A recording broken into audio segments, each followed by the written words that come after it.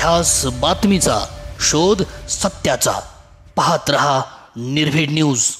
500 रुपयांची नवीन नोट द्या, देवाला द्यायची आहे असे म्हणत एका दुकानदाराचा 1 लाखांचा ऐवज घेऊन जात फसवणूक केल्याचा प्रकार एरवडा परिसरात घडला आहे। या प्रकरणी विजयकुमार दलीचंद शिगवी राहणार सुभाषनगर नवी खडकी एरवडा यांनी दिलेल्या फिर्यादीवरून एका इसमाविरोधात गुन्हा दाखल करण्यात आला आहे। या प्रकरणी पोलिसांनी दिलेल्या माहितीनुसार विजयकुमार शिगवी यांचे सपना प्रोव्हिजन स्टोअर नावाचे दुकान आहे। 29 डिसेंबर रोजी सकाळी 9:15च्या सुमारास एक 40 वर्षीय इसम त्यांच्या दुकानावर आला। त्याने शिगवी यांच्याकडे 500 रुपयांची नवीन नोट द्या, देवाला द्यायची आहे असे सांगितले। यावेळी शिगवी यांना बोलण्यात गुंतवून आरोपीने शिगवी यांना त्यांच्या गळ्यातील सोन्याची चेन काढायला लावली।